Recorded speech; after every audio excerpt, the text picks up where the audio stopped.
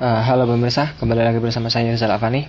Video kali ini saya masih melanjutkan tentang bagaimana memasang template di dalam kode igniter. Pada video sebelumnya kita telah memasang template dan sekarang waktunya menampilkan konten yang ada di dalam database ke dalam templatenya. Oke, kemarin kan di sini saya sudah menyediakan dua tabel, yaitu tabel kategori dan tabel konten. Dan di situ sudah ada beberapa isinya. Anda bisa lihat di bagian pertama pada video tutorial tentang templating. Oke, di sini langsung saja. Untuk kategorinya, data kategori kita akan tampilkan di bagian sidebar. Jadi nanti kontennya akan ditampilkan di bagian ini, kategoris.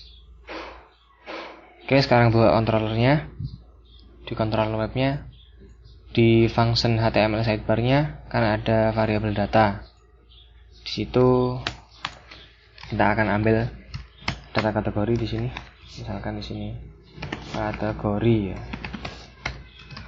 Nah, oh iya, jangan lupa di modelnya kita tambahkan dulu function untuk mengambil kategorinya. Misalkan di sini public, kita copy aja biar nggak lama. Get, misalkan get kategori gitu ya. Kategori ini langsung return data aja. Untuk query resultnya nggak usah dipakai ya, nanti kita pakai di controllernya aja. Select bintang from apa tadi namanya, kategori. Nama tabelnya kan kategori. Kemudian kita tinggal panggil aja this my model. Kemudian nama fungsinya get kategori, copy paste. Kemudian kita simpan. Kemudian di bagian sidebarnya, sidebar.php-nya, view sidebarnya, kemudian kita tampilkan ya. Kan di bagian kategori. Di bagian kategoris, di sini kan ada beberapa list dan kita hapus. Kita sisakan satu. Kita simpan, kita refresh dulu di browser. Tinggal satu kan. Nantinya data kategori itu kita looping di bagian link. Jadi seperti ini. Sebentar, namanya kategori. Nah, misalkan kita tambah is ya, kategoris gitu. Nama indeksnya kan kategoris. Jadi di sini for each kategoris s kategori.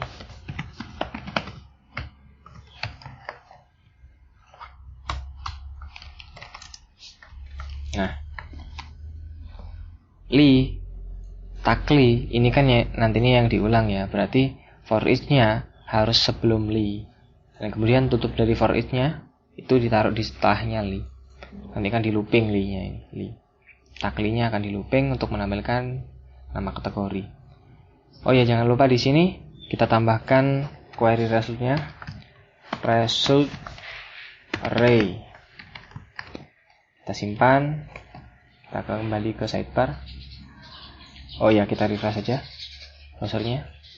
Nah, sekarang dia akan menampilkan 3 data. Berarti kan dia diulang 3 kali ya, sesuai dengan jumlah kategorinya. Sekarang tinggal menampilkan judul kategorinya. Kembali ke view-nya, view sidebar. Kemudian di dalam text link-nya kita gantikan dengan judul kategori. Echo kategori, kemudian nama kolomnya judul kategori. Kemudian kita save, kita refresh browsernya, dan sekarang berhasil ditampilkan. Dan sekarang kita akan mencoba bagaimana menampilkan kontennya di sini. Nantinya ini kan judul konten, kemudian ini kita ganti aja menjadi autornya, penulisnya. Di sini kan ada field penulis di tabel konten. Nah, dan kemudian ini bagian isi kontennya. Nah, ini bagian gambarnya ini kita hilangkan aja. Kembali ke controller, kemudian di bagian konten ini di function index, misalkan di sini kita tambahkan di sini data sama dengan array. Nah, di modelnya kita tambahkan function untuk mengambil data konten. Kita copy yang get kategori, kemudian kita ganti get content misalkan. Select bintang from content. Nah, function get content ini kita gunakan untuk mengambil konten melalui yang dipanggil melalui controller. Jadi misalkan di sini contents this my model, kemudian nama fungsinya di modelnya kan tadi get content. Jangan lupa ditambahkan query resultnya result array. Dan kemudian variabel data yang digunakan untuk menampung data konten tadi kita kirim ke view content melalui parameter yang kedua, data, kan gitu ya. Dan kemudian pada view kontennya kita rubah sedikit kodenya. Dan di sini kita lihat di browser kan ada beberapa konten, 1, 2. Nah, ini kita sisakan 1 aja. Kan ini ya. Nah, sekarang kita save, kita refresh dulu. Nah, tinggal 1. Sekarang kita tinggal meletakkan kontennya di sini. Jadi pertama kita hapus aja dulu ini bagi gambar obat ini. Kita hapus. Kemudian kan yang dia looping kan adalah postbox ini. Jadi for each-nya kita letakkan di sini. PHP for each contents as content misalkan. Kemudian kita tutup. Dan kemudian kan ini kurung kurawalnya tentunya ada pasangannya. Pasangannya ada di bawah sendiri, di bawah div kelas postbox. Sini. Nantinya karena yang di looping adalah div postbox itu. Jadi bagian div yang ini akan di looping sesuai dengan jumlah konten, kan gitu ya. Nah, sekarang kita ganti dulu judul kontennya. Kan judul kontennya tadi di sini ya. Free website template. Kita lihat di browser, free website template. Jadi ini kita ganti free website template ini menjadi judul konten. Echo konten, nama fieldnya, judul. Saya lupa sini. Judul konten ini ya, judul konten. Judul konten.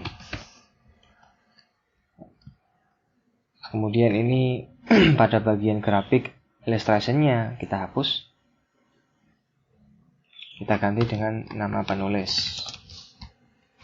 Echo konten penulis. Dan kemudian pada bagian isi kontennya kita isikan isi konten. Jadi kita hapus P. Nah, P echo konten isi. Nah, di sini kan juga ada bagian 123 komen. Nah, kita hapus saja karena di sini kita tidak menyediakan komentar. Kalau Anda nanti bikin aplikasi ya harusnya ada gitu kan. Nah, ini kan untuk tanggalnya. Di sini ada field tanggal nggak ya? Oh, ada. Ya, kita hapus dan kemudian kita ganti dengan yang baru. Sebentar. Gitu ya. Kita refresh aja dulu. Sorry, untuk komennya biarkan aja di sini, biar kelihatan ada isinya di sini. Kemudian untuk tanggalnya kita ganti, misalkan di sini PHP echo date. Nah, Di sini saya menggunakan format date agar bisa tampil seperti yang ada di template-nya. Jadi ini Oktober bulannya, kemudian tahunnya gitu ya. Jadi di sini pakai format date, kemudian month, kemudian years kan gitu ya. Month ini pakai M yang besar karena dengan penamaan bulan ya. Years kalau Y-nya besar berarti dia ditampilkan 4 digit untuk tahunnya. Kemudian koma str to time. Kemudian di sini kita ambil data dari database-nya. Konten. Di sini kan tanggal. Kita simpan, kita cek dulu di browser, kita refresh browsernya. Nah, Juli 2014. Juli 2014. Nah, tinggal sekarang tanggalnya. Tanggalnya juga sama di sini. Perhatikan PHP echo date. Kan yang ditampilkan cuma harinya doang, tanggalnya doang, berarti ya D kecil, kemudian str to time, kemudian data tanggal dari database, konten, nama fieldnya tanggal. Oke, kita save, kita refresh browsernya. Nah, sekarang kita bisa lihat ya di sini tanggalnya sesuai dengan tanggal yang ada di database. Kemudian judulnya juga sama.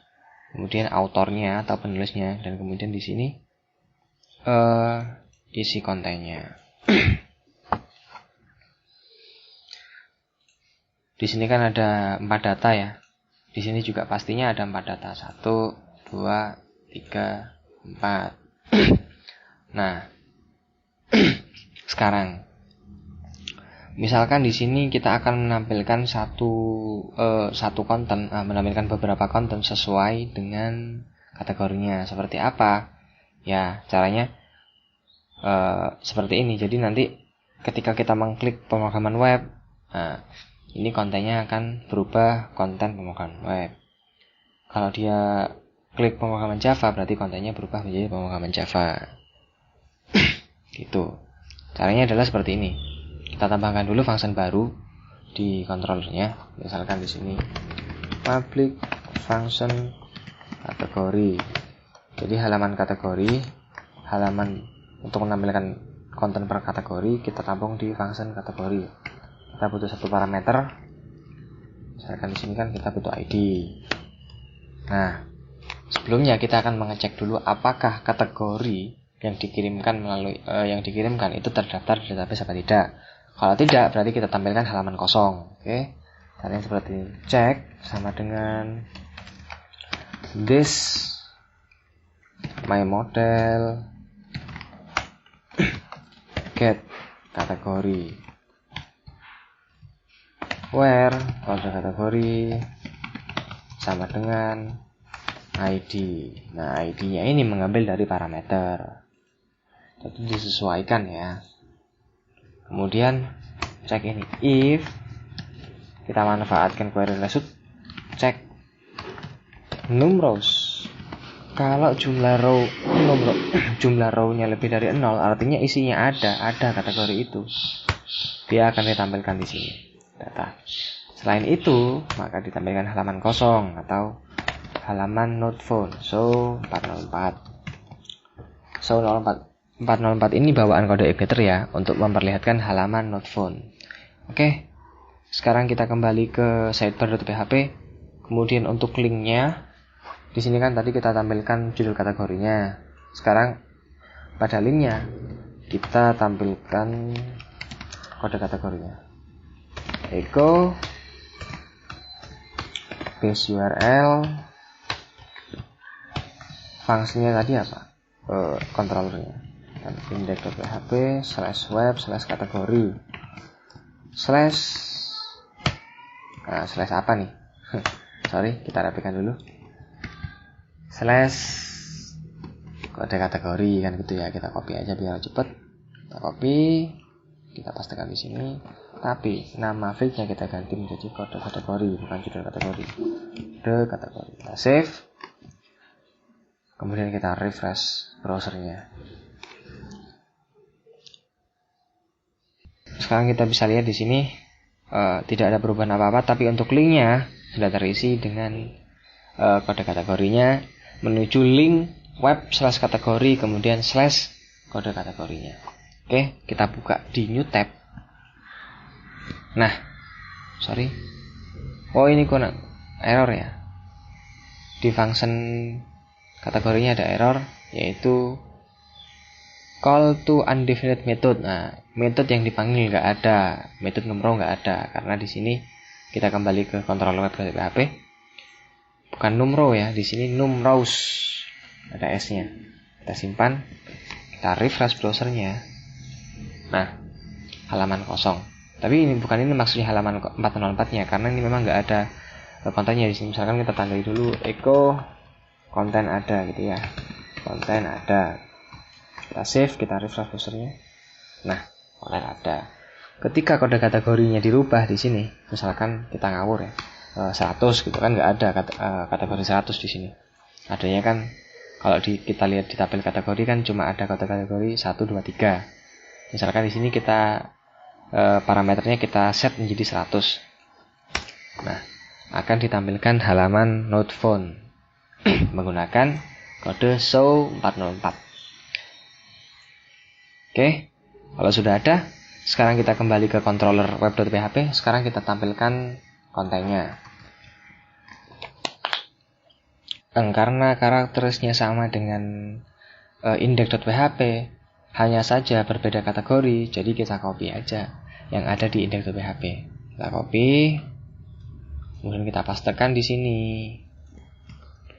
Kita rapikan dulu kodenya. Nah, perbedaannya kan cuma pada kontennya, berarti kita tambahkan di sini get content where kode kategori sama dengan